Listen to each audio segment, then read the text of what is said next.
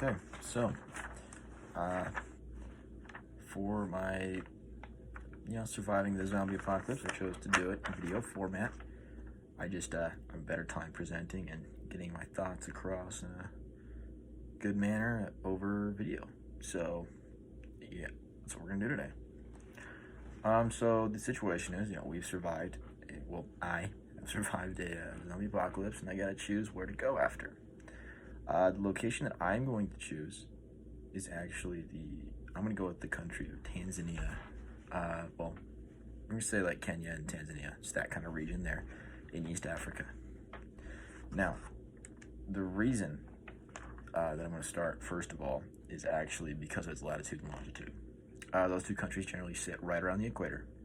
This would basically, I know it's a lot of sun exposure, however, that's something you can easily deal with. You can take a lot of the materials over there and you can use them to build shelters and things like that. And the reason that would matter, though, with the latitude and longitude and that location there is actually because of the weather. You're going to experience not a lot, very little variation year-round. You're going to sit and actually generally stay around the same area. The variation usually comes with a wet and dry season. You tend to flip with those two, and we'll turn to that later, but that is a very strong point why I chose that. So the climate, like we talked about the weather, it tends to be very mellow. You sit usually 70s, 60s, 70s, sometimes it'll go up into the 80s. Humidity tends to be high, but that's totally fine. Weather, for the most part, is always, sunny. It just kind of stays a little hot, but not so much that it's unbearable. This humidity that I spoke of, though, that is what gets you. There's so much, water in the air around there, and it makes it very interesting to move and to deal with. So that does take some adjusting. However, as a person, it is not going to make it miserable to live somewhere. It's a tropical climate, so that is the reason it's actually so humid. Those tropical climate types always tend to be much more humid than like an arid or even a semi-arid, any of that kind of thing. Those tend to be more dry, but being on a tropical or subtropical climate, you tend to have a little more humidity in the air. When you look at water sources of the region, there's actually quite a few.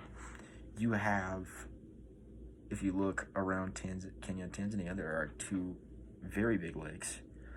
There's Lake Malawi. It's actually three. There's Lake Malawi. There is, forgive me. At the moment, there is a lake bordering Tanzania and Congo, and there's also Lake Victoria. There's also many smaller lakes scattered throughout the region. It's known as actually the Great Lakes region of Africa. There's many large lakes around there. You can also find in northern Kenya Lake Turkana, but up in that region, it's more arid. I would not prefer to settle there. There's not a lot of resources for you. Now, going to the coast, you have the ocean, and there's a lot of coastal rains. Your monsoons tend to cause a wet and a dry season, which gives you a lot of precipitation in the area.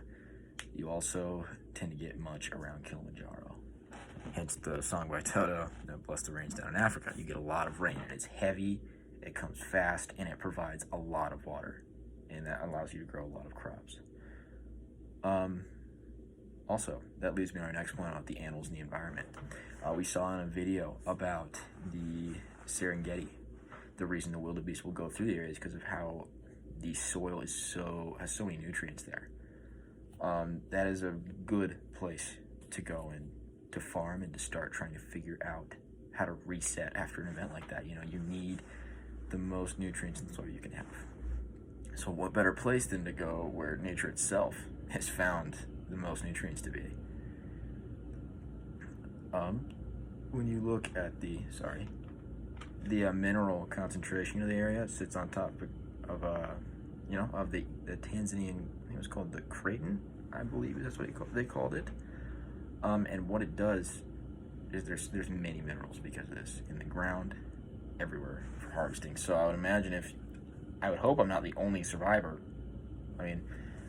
So I would eventually like to be able to mine these minerals and have a form of trade to better life in the area. That's why I would choose it, because of the mineral concentration. I already spoke a little bit of the volcanic activity there causing the nutrients in the soil, but that would create a very, very strong chance for agriculture, which is not only good for trade, but just good in survival in general. The coast is heavily affected by erosion. You'll go and you'll find massive cliffs.